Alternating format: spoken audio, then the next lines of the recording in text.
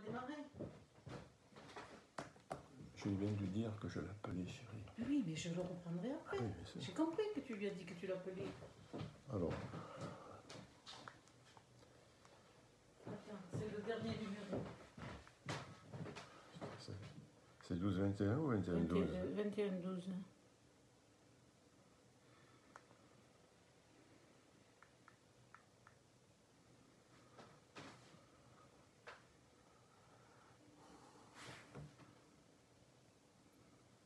Celui-là.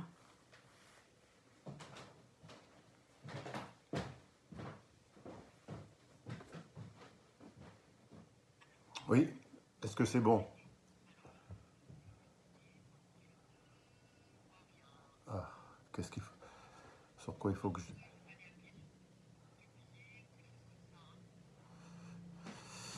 Alors...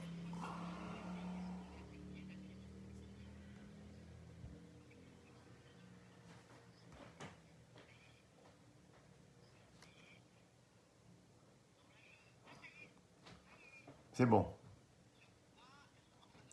Voilà, voilà. Et vous alors, si je coupe le téléphone, vous me dites si vous m'entendez. Voilà. Est-ce que vous m'entendez là? Non? L'image... Et donc nous allons parler aujourd'hui de l'Olympiade féminine de Monte-Carlo. Vous m'avez entendu? Ah. Ça passe? D'accord, d'accord. Bon, mais écoutez... Ok, ben c'est bon là.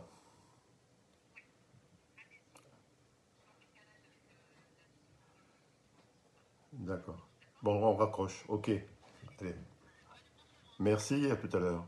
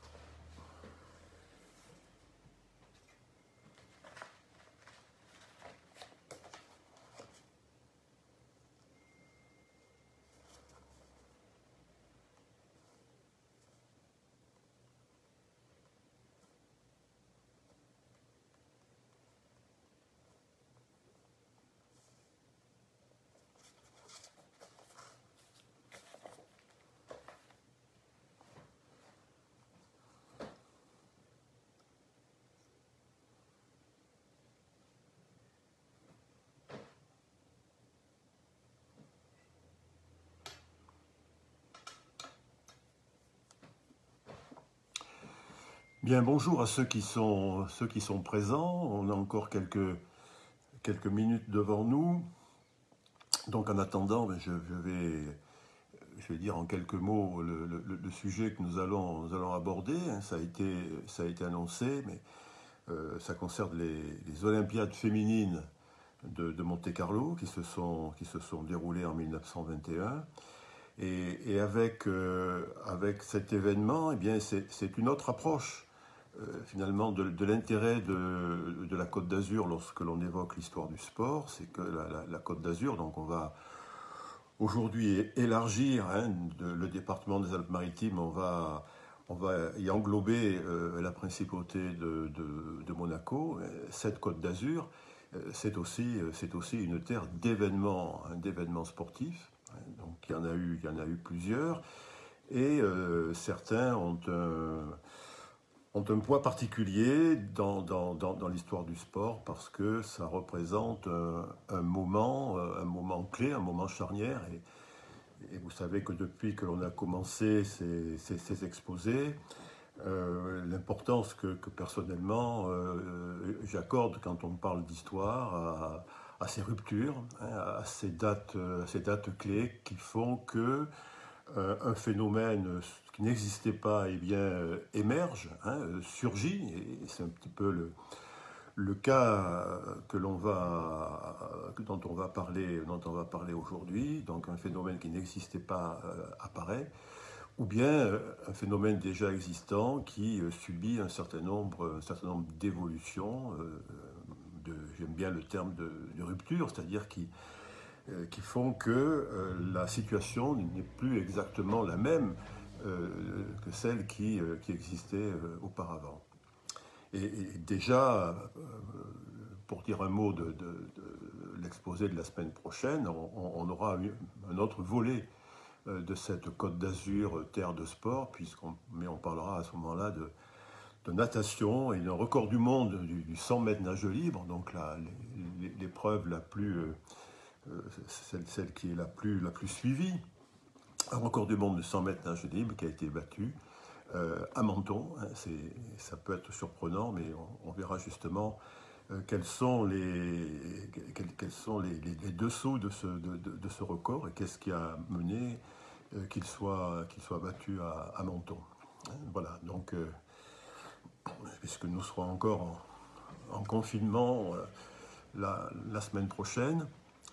Et pour l'instant, avec Philippe Manassero, nous n'avons pas prévu d'autres dates, puisque, pour aller dans le sens de ce qu'a déclaré le Premier ministre tout à l'heure, on espère que après le 11 mai, la sortie du confinement sera réussie et que nous pourrons progressivement retrouver des activités normales, même si, à travers les annonces de tout à l'heure, on sait que pour le sport, que ce soit le sport professionnel, le sport amateur, la reprise des compétitions, d'après ce que j'ai entendu, ne doit pas être envisagée avant la fin de l'été. Voilà, mais ça, c'est un autre sujet. Pour l'instant, aujourd'hui, on va sortir du présent et pour faire de nouveau une plongée dans l'histoire. Et même si cette histoire passée, elle éclaire d'une certaine manière aussi le présent, puisque nous allons parler aujourd'hui finalement d'un sujet sur lequel le comité olympique des Alpes-Maritimes est très actif, puisque c'est sur le sport féminin. Donc un certain nombre déjà, et j'ai pu y participer auprès de Philippe Manassero, un certain nombre d'événements ont été réalisés sur ce thème, notamment à propos de la Coupe du Monde de football, et d'une certaine manière, on pourrait établir là aussi un lien un lien qui couvrait quasiment un siècle, puisque nous allons parler aujourd'hui d'un événement qui remonte à 1921, donc qui aura 100 ans l'année prochaine. C'est passé en mars 1921, et un événement qui a été intitulé les Olympiades féminines, même si au départ, j'y reviendrai dans un instant, ce n'était pas le titre d'origine. Voilà, donc il est 17 heures passées de quelques secondes, quelques minutes. Je vous propose de commencer. Donc, Olympiade féminine de Monte-Carlo, je viens de le dire, on est en mars 1921. Et d'une certaine façon, cet événement, il est inscrit dans le marbre, hein, puisque lorsqu'on se promène aujourd'hui à Monte-Carlo, à proximité sur la galerie qui surplombe l'esplanade, hein, qui a été réalisée et composée par Vasarely, dans l'esplanade extrêmement colorée, qui est juste, qui est derrière le casino et qui renvoie ensuite, qui est tout à fait au bord de mer. Et bien sûr, cette esplanade, sur l'une des, sur la, comment dire, donc il y a la galerie et puis il y a ce sur quoi on peut s'appuyer pour profiter de la vue. Il y a cette mention: sur ces lieux se déroulèrent en 1921, 1922, 1923 les Olympiades féminines, première étape de l'accès des femmes aux Jeux olympiques. Cette inscription a été inaugurée en 2008 par le prince Albert II et le président de la Fédération internationale d'athlétisme, qui était à l'époque Lamine Diack. Et cette plaque, cette inscription, donc, renvoie à l'événement dont nous allons parler aujourd'hui. Donc pourquoi des Olympiades féminines et pourquoi finalement cette date, cette première rencontre internationale féminine, pourquoi elle a autant d'importance? Donc parlons un petit peu de cet événement. Et pour en comprendre en tout cas la portée, il faut voir quel est le contexte de l'époque concernant on va dire les choses assez rapidement, le sport féminin, ou au début du XXe siècle, donc à quel sport les femmes ont accès. Eh bien, finalement, assez peu, voire même pas du tout, notamment si on prend comme référence les Jeux Olympiques, les Olympiques modernes, rénovés par Pierre de Coubertin, 1896 à Athènes. Il est clair qu'il n'y a aucune femme qui participe aux compétitions.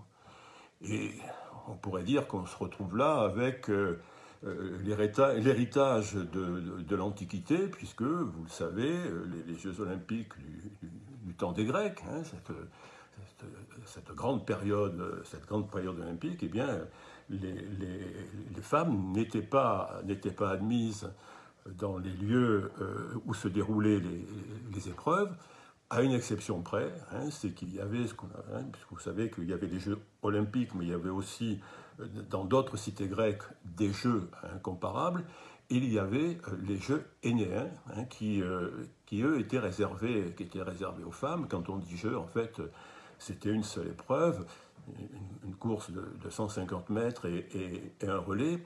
Donc véritablement, l'olympisme grec est essentiellement un olympisme réservé aux hommes, et avec, vous le savez, toute une série de principes, hein, qui étaient en vigueur pendant toute la durée de l'Antiquité grecque. Donc on se retrouve avec les Jeux olympiques rénovés, et 1896, donc on n'a pas de femmes qui participent, et on est dans un contexte où le rôle de la femme, c'est avant tout sa fonction maternelle. Donc il n'est pas question qu'elle puisse participer, qu'elle puisse s'ébattre dans des activités que l'on considère avant tout comme des activités masculines. Autrement dit, la femme peut s'exprimer dans des activités artistiques, gymnastiques, dense, mais la virilité qui s'exprime dans les activités sportives, eh bien, ne fait pas partie de l'univers féminin. Donc ça, c'est la situation, si vous voulez, dans les premières années du XXe siècle. Et dans les Jeux olympiques de 1900, puis ceux qui succéderont ensuite, 1904, 1908, on a quelques participations féminines, mais extrêmement réduites et très limitées au niveau des sports. On pourrait dire que la seule participation féminine, c'est ce qu'on appelle à l'époque les sports élégants, dans lesquels on trouve l'équitation, le golf, le tennis. Alors c'est vrai qu'on admet pour la femme du début du XXe siècle, de la fin du XIXe, début du XXe siècle, eh bien qu'elle puisse participer, qu'elle puisse tenir la raquette, qu'elle puisse monter à cheval, parce qu'on est, je répète, les sports élégants, c'est-à-dire un contexte de sport aristocratique, dans lequel les femmes eh bien, peuvent participer donc à ces activités en présence donc de leurs compagnons ou entre elles. Mais quand on parle de tennis, quand on voit les images de l'époque, ça continue à se jouer avec quasiment les mêmes tenues que les tenues de ville, c'est-à-dire avec des tenues qui descendent jusqu'aux chevilles. Donc on n'a pas une aisance au niveau de la motricité qui est comparable à celle que l'on trouve même déjà chez les hommes. Une citation pour bien vous montrer l'esprit de l'époque. Vous le savez, à partir de 1904, il y a un quotidien qui va être spécialisé dans le sport, c'est-à-dire l'équivalent de l'Équipe aujourd'hui. C'est même le quotidien qui a précédé l'Équipe, qui a été publié à partir donc début des années 1900 jusqu'à la Deuxième Guerre mondiale. Et puis l'Équipe a pris le relais après. Et le rédacteur en chef, ou plutôt le directeur de ce journal, Henri Desgranges, qui est aussi le créateur du Tour de France, qui était également directeur du Vélodrome, de Paris, donc qui est directeur de l'auto et qui, dans des éditoriaux, prend position sur un certain nombre de sujets, enfin sur tous les sujets qui concernent le sport. Et voilà ce qu'il dit à propos de la femme faisant du sport. Il dit ceci: « Il n'est point d'être plus odieux que ce que l'on appelle la femme sportive, celle qui est préoccupée, comme nous, et presque autant que nous, de faire de la marche, du tennis, de l'escrime, du cheval, et qui a tant de choses inscrites dans le programme de son existence journalière qu'elle ne trouverait plus le temps de donner à téter à son gosse si elle n'avait point aidé la Providence à ne pas lui en donner, et qu'elle ne trouve pas davantage celui de songer aux soins de son intérieur et à la décence de sa tenue. » Eh bien, vous voyez, à travers ces trois expressions, la référence à la maternité, la référence aussi à la femme d'intérieur, qui doit tenir son foyer, et la référence à la décence, c'est-à-dire le souci d'avoir toujours une parure, d'avoir toujours des vêtements qui ne sont pas dans la provocation. Eh bien, ce triptyque, en gros, recouvre tout ce que l'on reproche à la femme sportive, c'est-à-dire on l'accusera de compromettre, parce que les efforts sportifs sont des efforts violents, donc de compromettre sa maternité future. On contestera le fait qu'elle passe du temps qui la distrait de son foyer et des obligations qui y sont liées. Et on l'accusera aussi de montrer ses jambes, ou en tout cas d'avoir des tenues quasiment indécentes par rapport à ce qui est la règle de l'époque. Donc ce poids, ce stéréotype féminin, finalement, qui, parmi les différents stéréotypes culturels, on sait combien celui-ci est resté prégnant. On est là au début du XXe siècle, mais c'est une opinion qui ne va pas beaucoup varier, ou en tout cas qui trouvera toujours un certain nombre d'avis dans la population qui vont dans ce sens. Donc la situation est celle-là au début du XXe siècle, et comme je le disais, c'est confirmé au niveau des Jeux Olympiques, et en particulier par Pierre de Coubertin, hein, qui, avant 1896, c'est-à-dire avant que les premiers Jeux se tiennent, disait « Le véritable héros olympique, à mes yeux, c'est l'adulte mâle individuel ». Voilà, donc là, les choses sont bien précisées. Et un petit peu plus tard, après les premiers Jeux, il dira, quand on l'interroge sur le sport féminin et sur une Olympiade féminine, une Olympiade femelle, hein, vous voyez, l'utilisation de l'adjectif est lui aussi significatif, une Olympiade femelle serait impraticable, inintéressante, inesthétique et incorrecte. Donc là, c'est vraiment un nom catégorique qu'il renforce en disant que les Jeux Olympiques doivent être réservés aux hommes. Quant au rôle des femmes, eh bien, ce devrait être avant tout, comme dans les concours antiques, donc référence à l'Antiquité, de couronner les vainqueurs.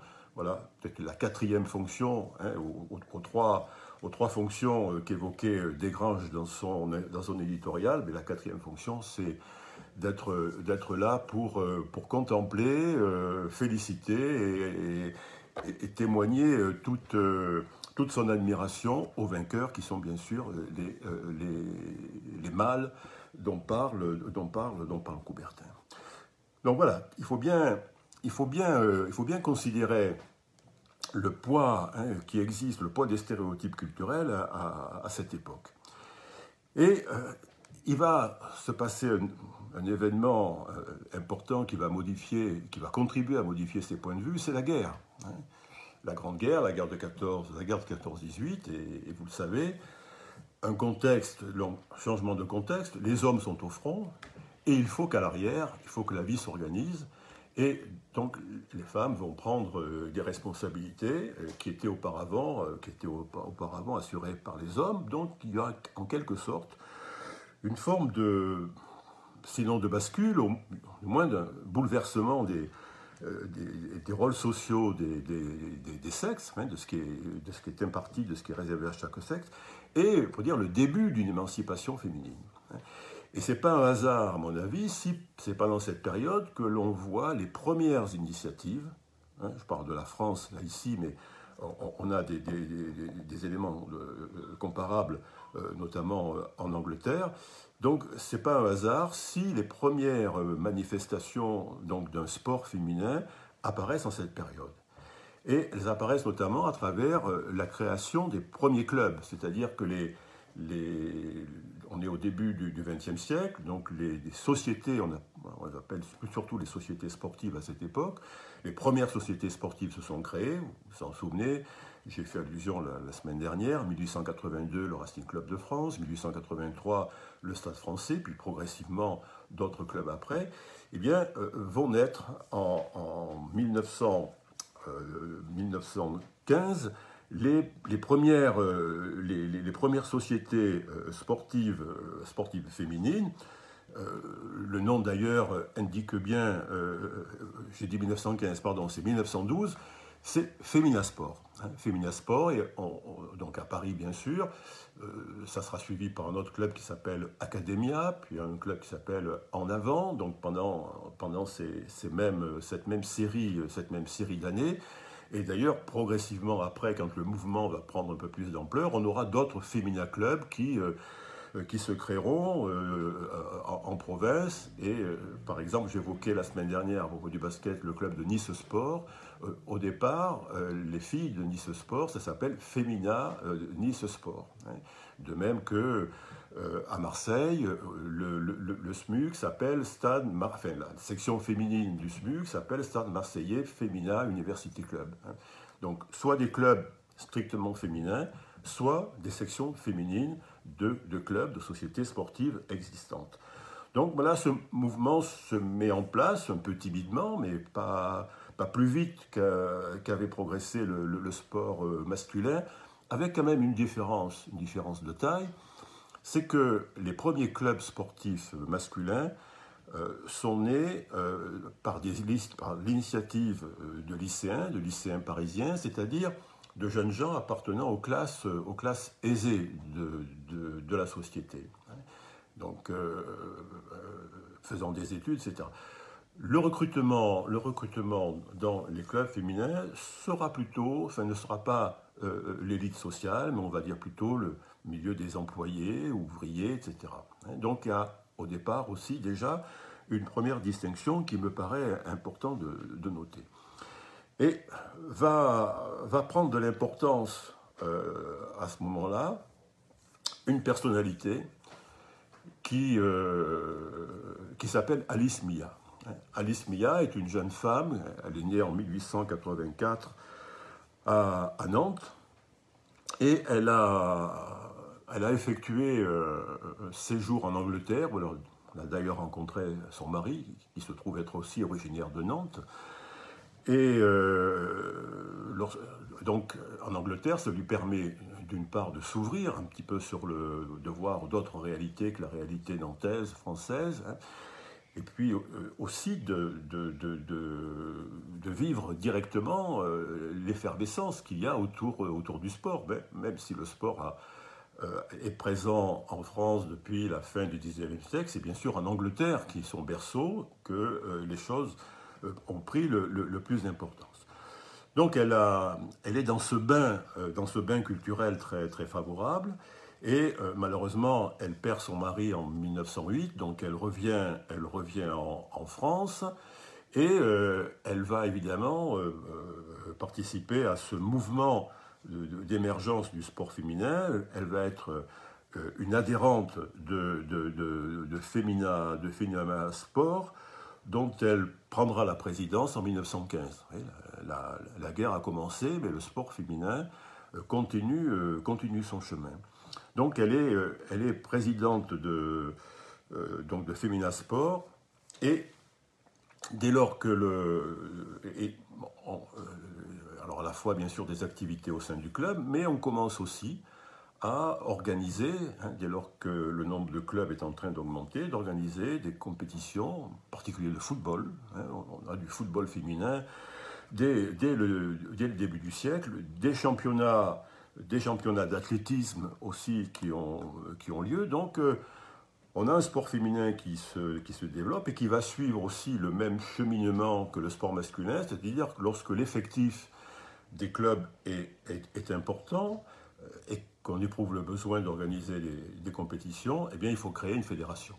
Et donc la première fédération féminine est créée en 1917, Fédération des sociétés féminines de sport de France, qui donc est créée, et Alice Mia n'en est pas tout de suite présidente, elle est secrétaire générale, elle est trésorière, secrétaire générale, et pour ensuite devenir présidente.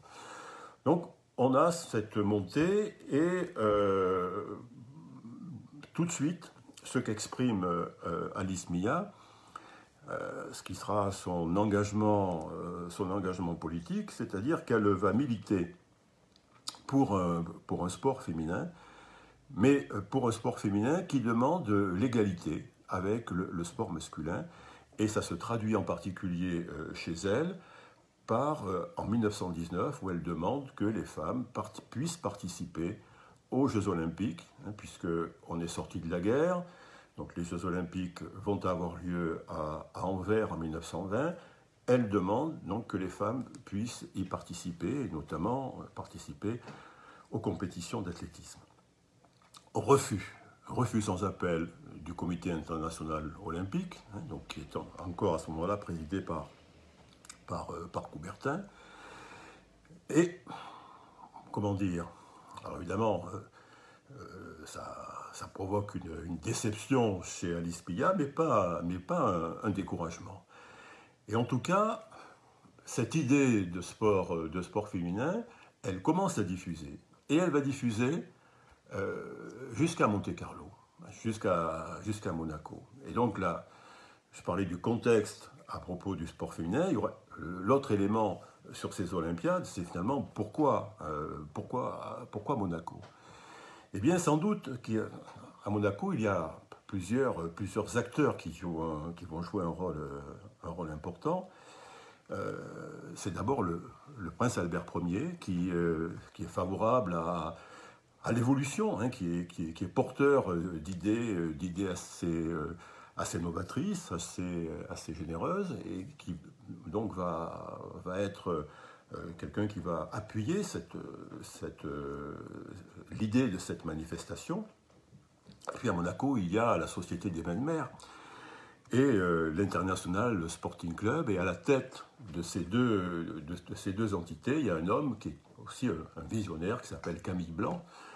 C'est à lui que l'on doit beaucoup de modernisation de Monaco et en particulier, enfin de Monte-Carlo, et en particulier tout ce qui a concerné les hôtels, le casino. Et pourquoi tout ça? Eh bien, pour accueillir les fameux hivernants, c'est-à-dire ceux qui vont séjourner sur la Côte d'Azur, hein, qui viennent d'Angleterre, qui viennent de Russie, qui viennent un peu de toute l'Europe, hein, pour goûter aux joies de la Côte d'Azur pendant l'hiver. Hein. Ça concerne toute la Côte d'Azur, on pourrait dire de Cannes jusqu'à Menton, mais évidemment Monaco avec une clientèle particulière. Et Monaco a très vite compris aussi que pour distraire ces hivernants, mais c'est sûr qu'il faut il y a le casino, il y a des spectacles, mais le sport a une importance aussi qui est réelle, et plutôt les sports élégants dont on parlait, le tennis bien sûr, le tir au pigeon. Hein, le tir au pigeon à Monaco est à l'époque une vraie institution, c'est-à-dire que l'on vient encore une fois de toute l'Europe. Hein, vous savez que le principe du tir au pigeon, ça se fait bien sûr sur des pigeons d'argile. Hein, chaque tireur à tour de rôle doit tirer sur donc ces symboles qui sont envoyés en l'air. Voilà. Et donc on a là toute une aristocratie qui se rencontre, et même des têtes couronnées qui se retrouvent. Donc ça fait partie des grands événements de la principauté. Et la principauté pense aussi, alors il y a les distractions pour les riches hivernants, mais pense aussi d'une certaine manière à des événements populaires. Et il y a un grand événement qui se déroule à Monaco en 1912, qui est un match de boxe entre Carpentier et le fameux boxeur français Georges Carpentier, et Sullivan, hein, qui est son adversaire. Et quand on voit les images de l'époque, je crois que c'est du côté de la Condamine, eh bien c'est noir de monde. Hein, c'est noir de monde. Donc on a la volonté à Monaco dans cette époque que la principauté joue à la fois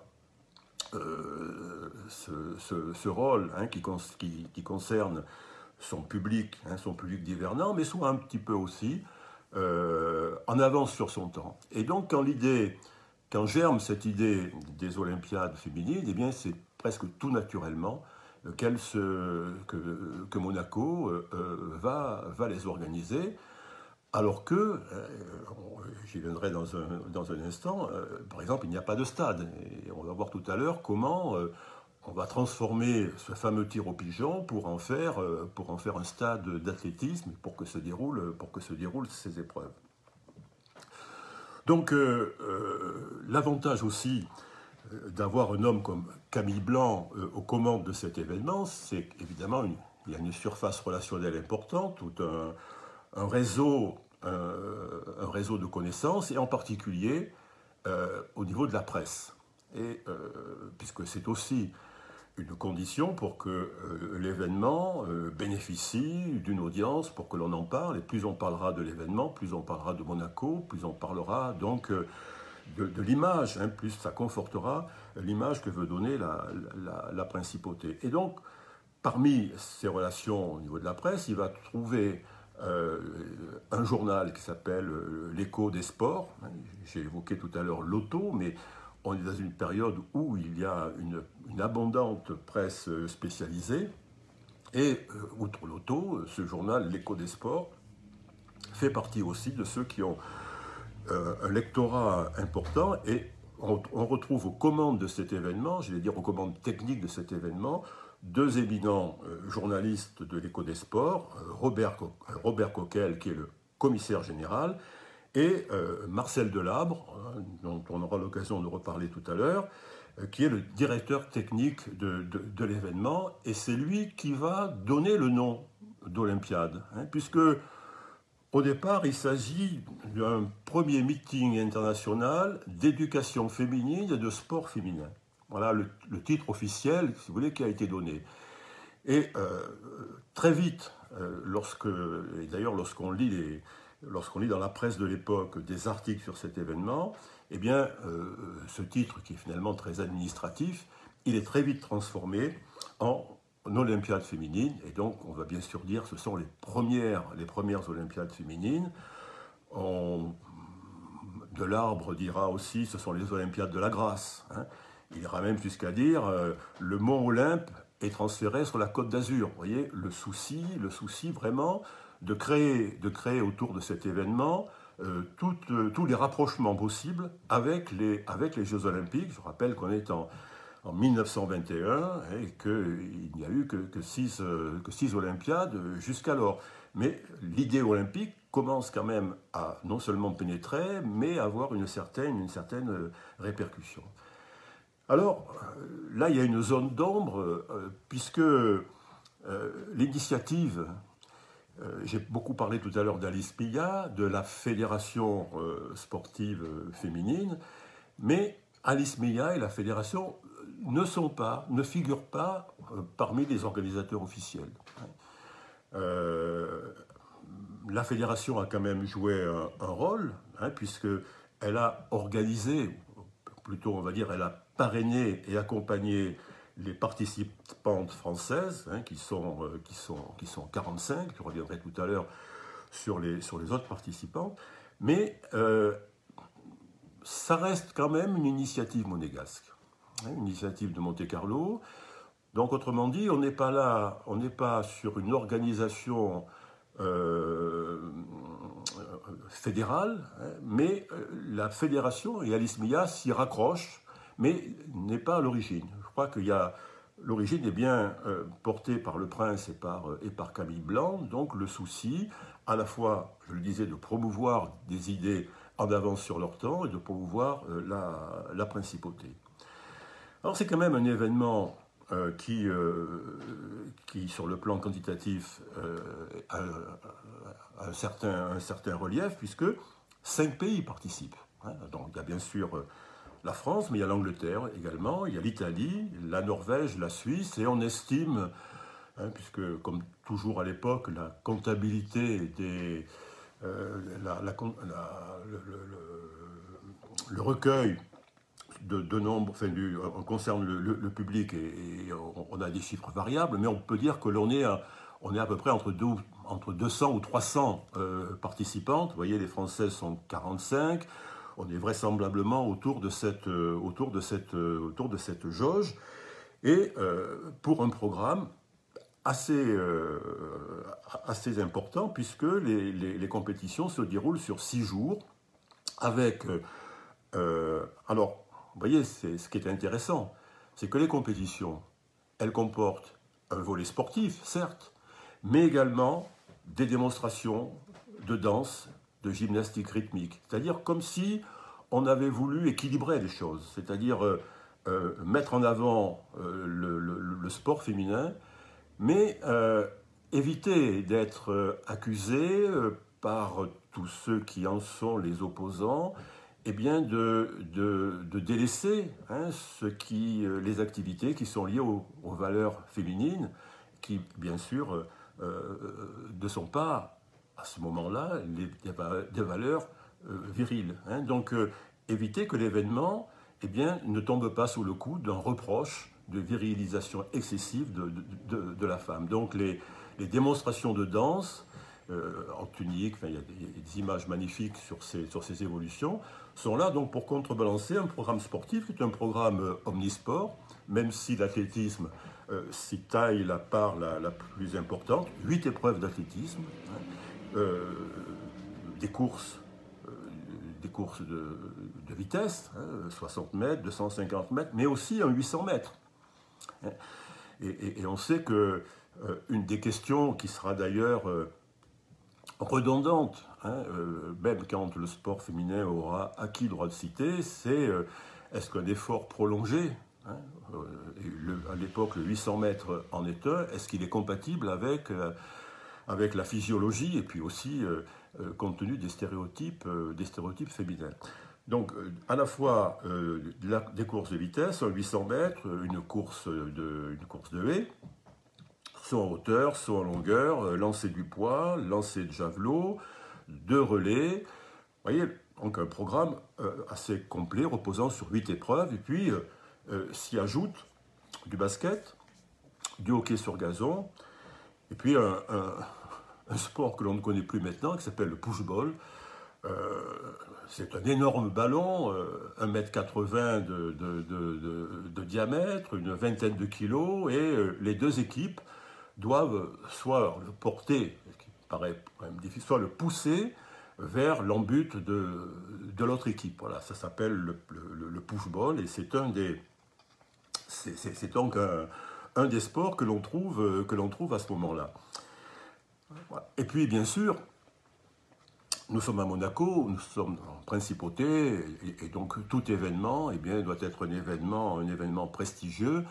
Donc les activités sportives et rythmiques se passent dans la journée, et le soir, il y a des soirées de gala. Alors il y a bien sûr d'abord la réception solennelle des participants, qui est suivie d'un concert, et puis il y a 2 soirées qui sont offertes par l'International Sporting Club.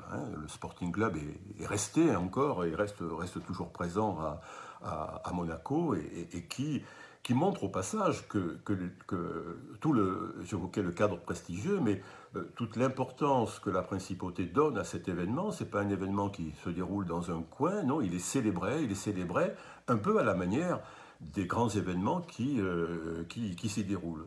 Donc 2 soirées qui sont offertes par l'International Sporting Club, dont le banquet final qui a lieu dans certainement le cadre le plus sélect de Monaco, c'est l'Hôtel de Paris. Vous voyez, donc on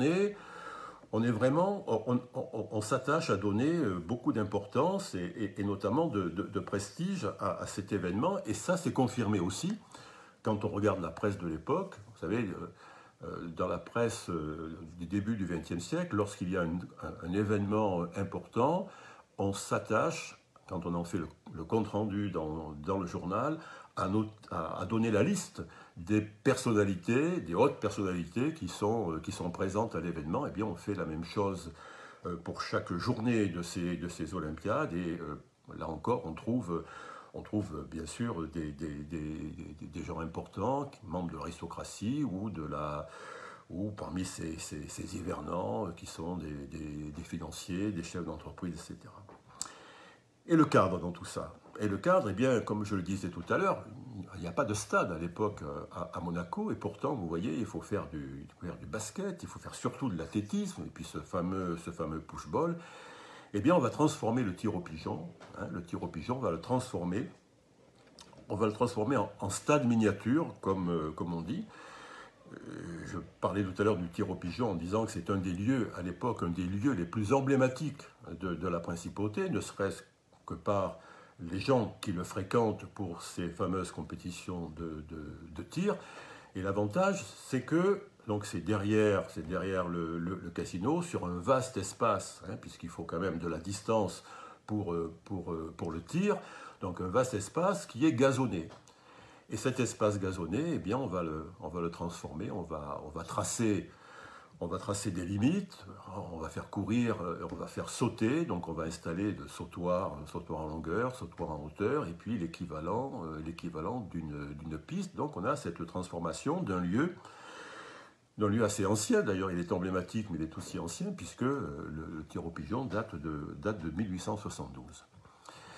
L'événement lui-même est un événement qui également est suivi par la presse, et on est assez attentif aux résultats, et on est notamment assez attentif aux performances de la délégation française, puisque les Françaises font à peu près jeu égal avec les Anglaises, même si c'est une Anglaise qui s'appelle Mary Lines, qui est un petit peu la figure, enfin la vedette des Jeux, parce qu'elle remporte plusieurs courses.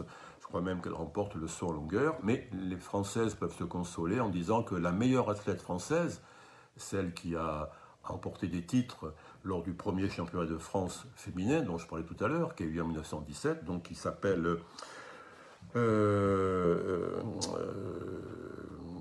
Lucie Liébrard, c'est ça. Lucie Liébrard est blessée, elle ne peut pas participer, elle se rattrapera plus tôt.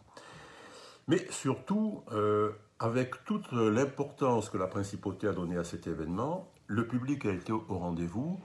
Donc on peut dire que ces premiers Jeux, non seulement vont marquer l'histoire du sport féminin, mais ont été aussi un succès public.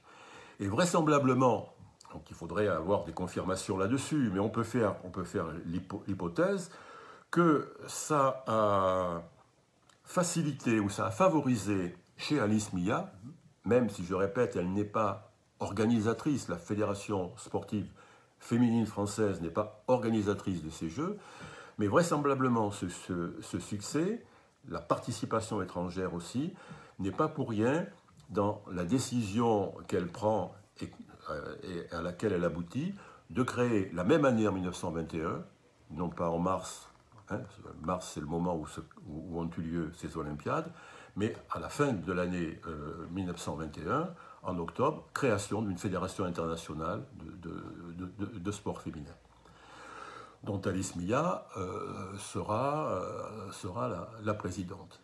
Et un certain nombre de pays qui ont participé à l'Olympiade se retrouvent membres de cette fédération internationale.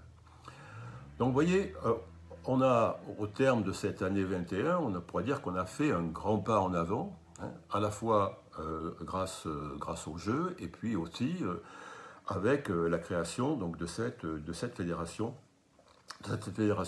internationale. Vont continuer, les cheminements vont un petit peu se différencier, parce que Camille Blanc va vouloir rééditer les Olympiades de Monte-Carlo. Elles auront encore lieu en 1922 et en 1923.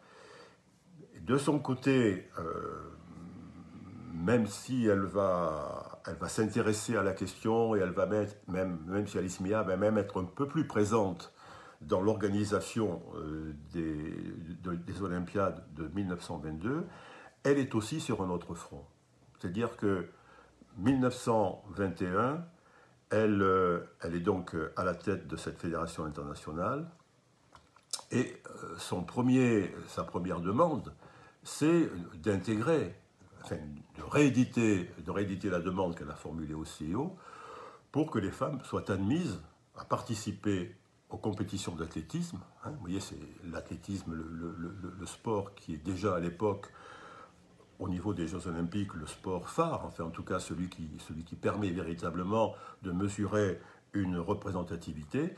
Donc nouvelle demande pour les Jeux de 1924, une demande qui, comme la précédente, est refusée, et création donc, par la Fédération internationale, donc par Alice Mia, de Jeux mondiaux féminins qu'elles appelleront les Jeux olympiques, féminins. Oui. Donc, 1900, vous voyez comment les choses s'enchaînent. Mars 1921, Olympiade de Monte-Carlo. Octobre 21, création de la Fédération internationale. 1922, on a à la fois deuxième édition des Olympiades de Monte-Carlo et première édition des Jeux mondiaux féminins. Et pour aller dans le sens de la transformation du moins dans la formulation de ces Jeux mondiaux féminins en Jeux olympiques féminins, la décision qui est prise, c'est qu'ils aient lieu tous les 4 ans, et effectivement, ils vont se dérouler ainsi jusqu'en 1934. Donc on pourrait dire qu'on chemine sur des voies parallèles. Donc quelques mots sur les éditions suivantes des Olympiades de Monte-Carlo, et puis on terminera en essayant de voir ce que sont devenus par la suite tous ces personnages et toutes ces innovations. Donc les Olympiades de 1922, eh bien on a à la fois une extension du programme, c'est-à-dire que le programme s'enrichit. Par exemple, en athlétisme, on a un pentathlon qui s'ajoute. En revanche, le 800 mètres n'en fait plus partie, pour les raisons que j'évoquais tout à l'heure.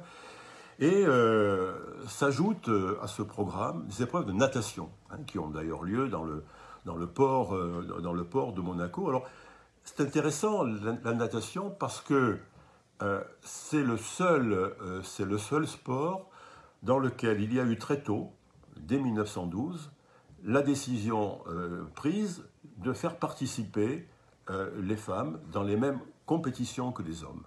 Il y a eu aussi le tennis de table un petit peu auparavant, mais si on prend un sport majeur comme la natation, autrement dit, la natation est gérée par la même fédération, que ce soit pour les hommes ou pour les femmes. Alors que dans les autres sports, et en particulier l'athlétisme, mais c'est le cas aussi pour le basket et pour les sports qui sont de l'époque, on a des fédérations masculines et donc cette fameuse fédération féminine française et la fédération féminine internationale. Donc la natation s'ajoute, je dirais presque naturellement au programme de 1922, programme donc plus étendu, toujours dans le cadre du tir au pigeon, et donc toujours grand succès qui conduit à la réédition encore en 1923, mais là on est sur la dernière année, et là en revanche le programme est très raccourci, en particulier la natation disparaît. Il est vraisemblable que les Jeux mondiaux féminins qui se sont déroulés finalement entre les deux éditions des Olympiades de Monte-Carlo, eh bien, absorbent finalement l'essentiel de l'énergie, l'essentiel de la revendication féminine, même si au sein de cette fédération internationale, tout le monde n'est pas forcément d'accord. Et on a à ce moment-là une ligne de partage, si vous voulez, entre les représentantes qui sont proches d'Alice Mia et qui pensent que, donc, au nom de cette fameuse égalité des sexes, eh bien, les femmes doivent pouvoir participer dans le même cadre que les hommes, c'est-à-dire les Jeux Olympiques, et que le Jeux Olympique féminin est un pis-aller, en tout cas, est une étape pour accéder à la participation au même événement. En revanche, et notamment chez les Britanniques, on pourrait dire qu'il y a une position plus essentialiste, si on prend la référence sociologique, on pense plutôt que les Jeux mondiaux féminins doivent rester des jeux réservés aux femmes, et donc qu'il y ait d'un côté le sport masculin, de l'autre côté le sport féminin, et qu'ils soient distingués. Voilà, donc c'est pas non plus toujours très simple. Il y a des tendances, comme souvent dans ce type de mouvement, etc. Alors, quelle va être l'évolution ? Bien, l'évolution, elle tient en particulier, notamment chez Alice Mia, au rapport avec les instances qui dirigent l'athlétisme au niveau mondial et bien sûr aussi au niveau français. Vous vous souvenez, j'ai évoqué tout à l'heure, à propos des premières Olympiades, le nom de Marcel Delarbre. Donc Marcel Delarbre, comme beaucoup d'acteurs sportifs à cette époque, il a plusieurs casquettes. Donc il a la casquette, je vous l'ai dit, de journaliste à l'Écho des sports, et il est aussi, il a des responsabilités importantes, parce qu'il est vice-président de la Fédération française d'athlétisme. Et Marcel Delarbre va être, au niveau français, le représentant de la tension qui va exister entre Alice Milla, donc entre la Fédération féminine internationale, et la Fédération internationale d'athlétisme, donc qui gère à l'époque le sport féminin. Il se trouve que le président de cette Fédération internationale d'athlétisme est un Suédois qui s'appelle Edström, qui va être un des successeurs de Coubertin, puisque vous savez que Coubertin démissionne de la présidence du CO en 1925. Lui succède un Belge, et puis après ce Belge, donc c'est ce fameux Edström. Et Alice Milla va considérer, et sans doute à raison, que l'objectif de la Fédération internationale d'athlétisme, eh bien, c'est de s'accaparer l'athlétisme féminin, c'est-à-dire le faire entrer donc, dans cette composante et donc finalement de l'absorber, mais en l'absorbant, le dénaturer un petit peu.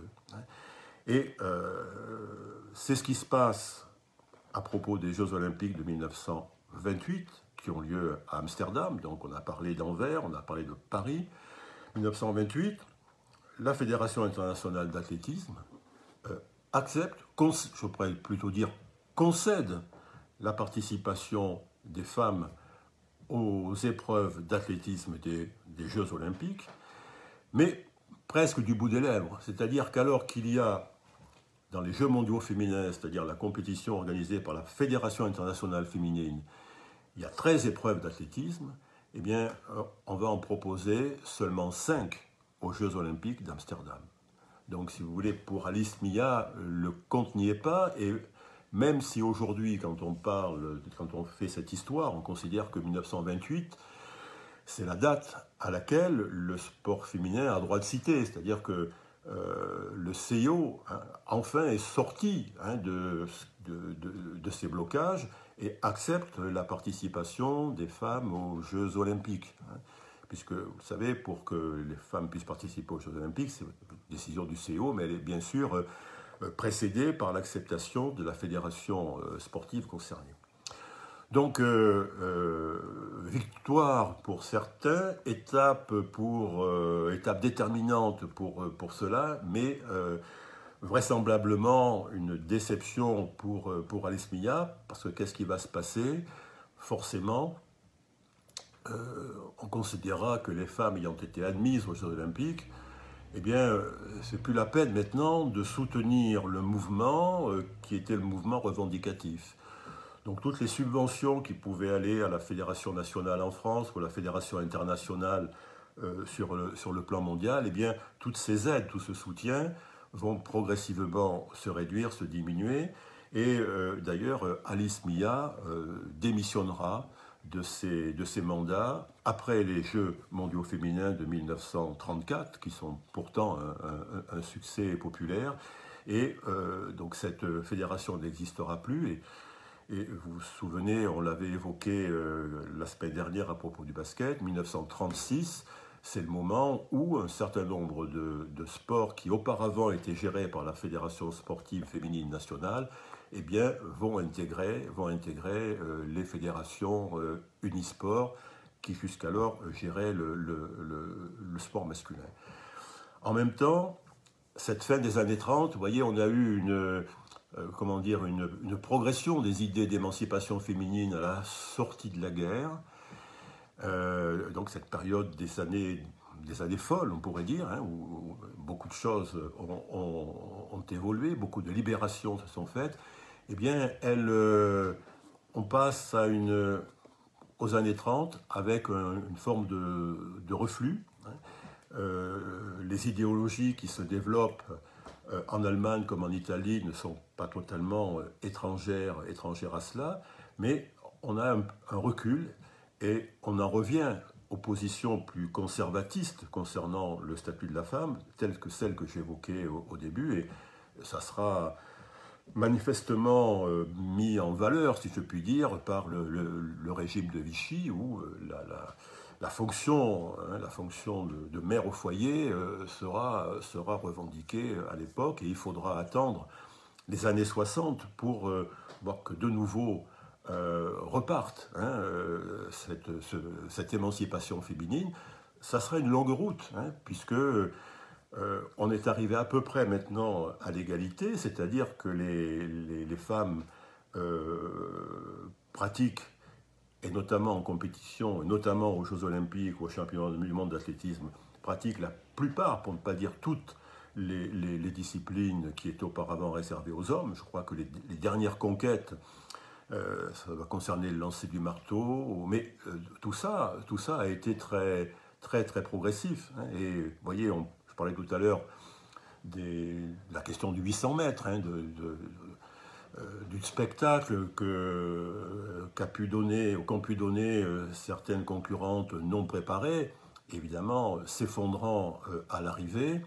Eh bien, c'est sur des images comme celle-là que les opposants au sport féminin évidemment, ont utilisé pour montrer que c'était une erreur physiologique, mais on sait bien que sous la physiologie, il y avait aussi des stéréotypes culturels. Eh bien, la première épreuve de marathon féminin, c'était aux Jeux Olympiques de Los Angeles, et je ne sais pas si vous vous souvenez enfin, de ces images, mais une Suissesse est arrivée sur la piste, hein, puisqu'il y a donc le retour au stade après les 40 ou 41 km sur la route, et elle est arrivée en état vraisemblablement d'hypothermie, donc en titubant, et il y a eu de nouveau, à propos de cette arrivée et du spectacle qu'elle a donné, alors que c'était un épuisement, comment dire, très limité. Elle a repris progressivement ensuite ses esprits, etc. Eh bien, il y a eu de nouveau le même type de critique, comme quoi, malgré l'évolution, et on était en 1984, et déjà un certain nombre de disciplines, enfin un certain nombre d'épreuves d'athlétisme étaient ouvertes aux femmes, mais malgré tout, il y avait des résistances, et on sait que c'est un long combat qui a été mené, qui maintenant est à peu près gagné sur le plan de la pratique, mais qui ne l'est pas, par exemple, au plan de l'audience télévisuelle du sport féminin, ou sur le plan tout simplement de la participation des femmes à des fonctions dirigeantes. Hein. Je crois qu'il y en a une récemment, mais il n'y a pas plus de 2 femmes actuellement présidentes de fédération, par exemple. Hein. Et on sait que ça, c'est... Alors voilà, vous voyez, voilà, je voulais à partir de ces Olympiades féminines, eh bien, revenir un peu sur cette histoire du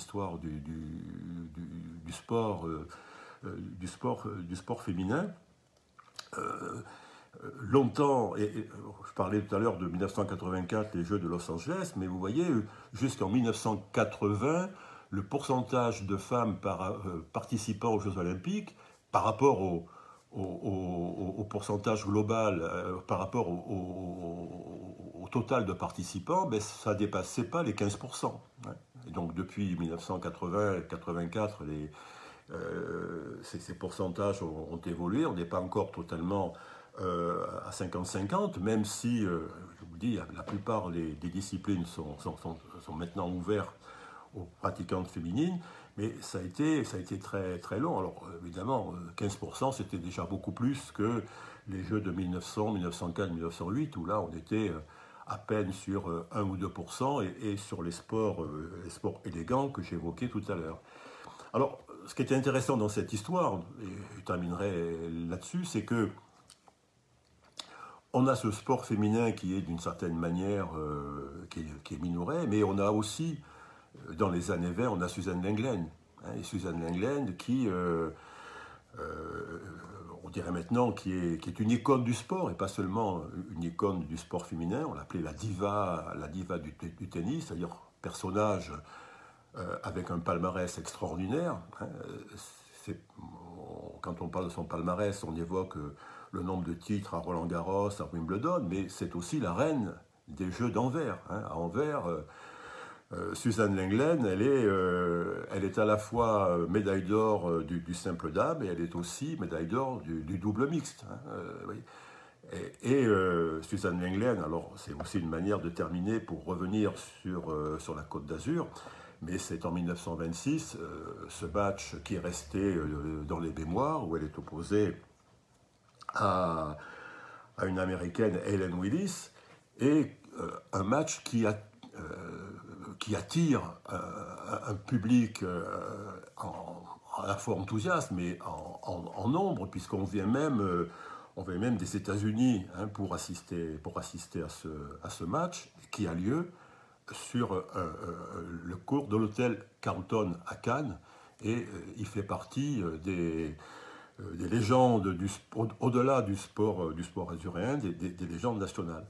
Donc vous voyez, on a à la fois ce sport, on va dire ce sport féminin qui essaie d'émerger, et de l'autre côté des icônes, parce qu'évidemment Suzanne Lenglen, c'est le tennis, mais c'est aussi une personnalité extravagante qui déjà conjugue le sport et la mode. Là où je parlais tout à l'heure des tenues de tennis du début du XXe siècle, où les chevilles étaient encore recouvertes par des robes assez amples, eh bien elle révolutionne aussi les tenues de sport, puisqu'elle a une jupe qui lui arrive à peine en dessous des genoux, et puis surtout, Suzanne Lenglen, elle joue comme un homme, hein, comme on dit à l'époque, c'est-à-dire elle a pris des leçons, enfin, elle appuie son tennis sur ce qu'elle a observé chez les hommes, donc c'est un tennis qui est virevoltant, avec une grande diversité de coups, et puis aussi, quand je parlais de conjugaison avec la mode, eh bien, elle a un bandeau dans les cheveux, et puis les robes, ces fameuses robes, elles sortent d'un grand couturier qui s'appelle Jean Patou, et d'ailleurs, au musée du sport à Nice, vous avez cette robe, enfin, la réplique de cette robe qui est exposée. Donc vous voyez, 1921 pour Monaco, pour Alice Meillat, 1926, mais 26 c'est presque la fin de sa carrière, puisque dans la foulée, elle va devenir professionnelle, hein, elle accepte un contrat de 100 000 $ pour aller faire une tournée d'exhibition aux États-Unis, là aussi comme un homme, on pourrait dire. Voilà, donc on a les deux images du sport féminin à la même époque, hein, et évidemment avec ce qui suivra, c'est-à-dire qu'il y aura toujours des icônes féminines, et fort heureusement, le sport de compétition, l'ensemble des sports de compétition pour les femmes va progresser, et on acceptera, après quelques difficultés, que les stéréotypes culturels eh bien, tombent, notamment sur des sports comme le rugby, et même le football. Mais que le football, on commence à y jouer, les femmes commencent à y jouer au début du siècle, et puis il y a cette longue interruption pour que ça reprenne après. Voilà. Écoutez, tout ça, ce sont des leçons de l'histoire, hein, et des leçons qui me paraissent importantes de méditer, hein, parce qu'elles permettent de jeter aussi un regard un peu nouveau, en tout cas un autre regard, y compris sur le sport d'aujourd'hui. Donc on poursuivra la semaine prochaine, je le disais au début, sur un autre événement qui a eu lieu sur la Côte d'Azur. On n'est pas très loin de Monaco, mais on va, si je puis dire, revenir en France, hein, et on parlera de Menton, et Menton qui va être le lieu où va être battu un des records les plus emblématiques de la natation, puisque à Menton, en 1947, a été battu le record du monde du 100 mètres nage libre. Alors, dans quelles conditions, par qui, où dans Menton? Eh bien, à toutes ces questions, ça va de répondre la semaine prochaine. Donc, pour ceux qui nous rejoindront, en tout cas, merci à vous, hein, d'avoir été présents aussi aujourd'hui. Donc, bonne fin de journée, puis bonne poursuite de confinement. Voilà, j'espère que cet exposé sur l'origine du sport international féminin dans notre région, à proximité, enfin, à Monaco, vous a intéressé. En tout cas, ça me paraissait important d'y passer du temps aujourd'hui. Voilà, merci beaucoup, et à très bientôt. Bonne soirée.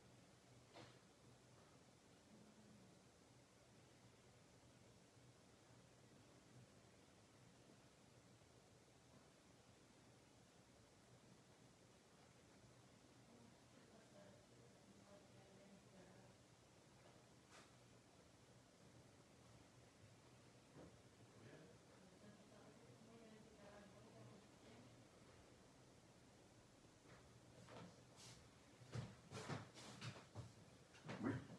Ah, d'accord.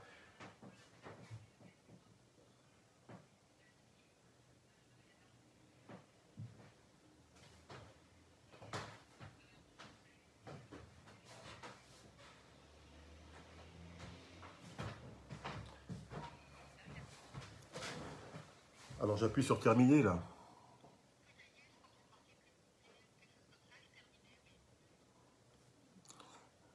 Publier, je ne l'ai pas moi. Bon, je vais appuyer sur terminer, non? Ou...